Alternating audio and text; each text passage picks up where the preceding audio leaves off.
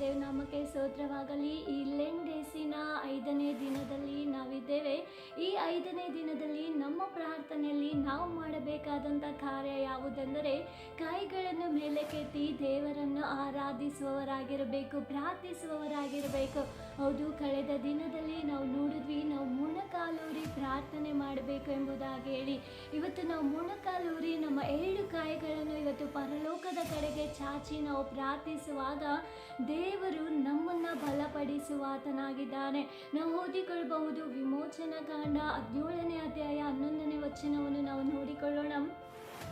ಮೋಶೆಯು ತನ್ನ ಕೈಗಳನ್ನು ಮೇಲಕ್ಕೆ ಎತ್ತಿರುವಾಗ ಇಸ್ರಾಯೇಲ್ಯರು ಬಲವಾಗುವರು, ಇಳಿಸುವಾಗ ಅಮಲೇಕ್ಯರು ಬಲವಾಗುವರು ಎಂಬುದಾಗಿ.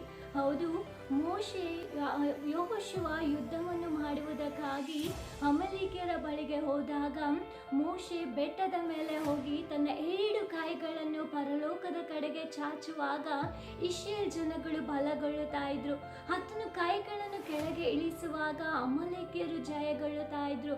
ಸೊ ಇವತ್ತು ನಮ್ಮ ಜೀವಿತದಲ್ಲೂ ಕೂಡ ಅಷ್ಟೇ, ನಾವು ನಮ್ಮ ಕೈಗಳನ್ನು ಮೇಲಕ್ಕೆ ಎತ್ತಿ ನಾವು ನಿಲ್ಲುವಾಗ ದೇವರು ನಮ್ಮನ್ನು ಬಲಪಡಿಸುವಾತನಾಗಿದ್ದಾನೆ.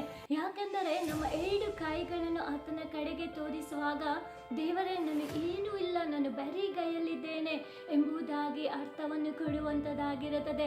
ಸೊ ಇವತ್ತು ಮೋಶೆ ನೋಡಿರಿ, ಆತನ ಯುದ್ಧವನ್ನು ಮುಗಿಯುವವರೆಗೂ ಕೂಡ ಇಲ್ಲಿ ಆರೋನನು ಊರಾನು ಬಂದು 7 ಕಂಬಗಳನ್ನು ಕೈಗಳಿಗೆ ಸಪೋರ್ಟ್ ಆಗಿ ಕೊಟ್ಟು ಇವತ್ತು ಅದು ಕೈಗಳನ್ನು ಎತ್ತಿದ್ರೆ ನಾವು ಇಸ್ರಾಯೇಲ್ ಜನಗಳು ಬಲಗೊಳ್ಳುತ್ತಾರೆ ಎಂಬ ರಹಸ್ಯವನ್ನು ತಿಳಿದುಕೊಂಡು ಅವರು ಆ ಕಂಬವನ್ನು ಇವತ್ತು ಸಪೋರ್ಟಿಗಾಗಿ ಕೊಟ್ಟು ನಿಲ್ಲಿಸಿದ್ದಾರೆ. ಇಸ್ರಾಯೇಲ್ ಜನಗಳು ಅಮಲೇಕ್ಯರ ಮೇಲೆ ಜಯವನ್ನು ಗೊಂಡಿದ್ದಾರೆ. ಇವತ್ತು ನಮ್ಮ ಜೀವಿತದಲ್ಲೂ ಜಯ ಬೇಕಾ? ಇವತ್ತು ವೈರಿಯ ಮೇಲೆ ನಾವು ಜಯ ಕಾಣಬೇಕಾ? ಇವತ್ತು ನಮ್ಮ ಹೋರಾಟಗಳಲ್ಲಿ ನಮಗೆ ಜಯ ಬೇಕಾ? ನಮ್ಮ ಕೆಲಸದಲ್ಲಿ ಸೋಲಿನ ಭಾಗದಲ್ಲಿರುವಂಥ ಭಾಗದಲ್ಲಿ ನಮಗೆ ಜಯ ಬೇಕಾ? ಮೊಣಕಾಲೂರಿ ಇವತ್ತು ಕೈಗಳನ್ನೆತ್ತಿ ಪ್ರಾರ್ಥನೆ ಮಾಡಿರಿ, ದೇವರ ಸಮ್ಮುಖದಲ್ಲಿ ಕಾಣಿಸಿಕೊಳ್ಳಿರಿ. ಖಂಡಿತವಾಗಲೂ ಆ ದಿನ ಇಸ್ರಾಯೇಲ್ ಜನಗಳಿಗೆ ಜಯವನ್ನು ಕೊಟ್ಟಂತ ದೇವರು ಈ ದಿನ ನಿಮಗೆ ಜಯವನ್ನು ಕೊಡುವಾತನಾಗಿದ್ದಾನೆ.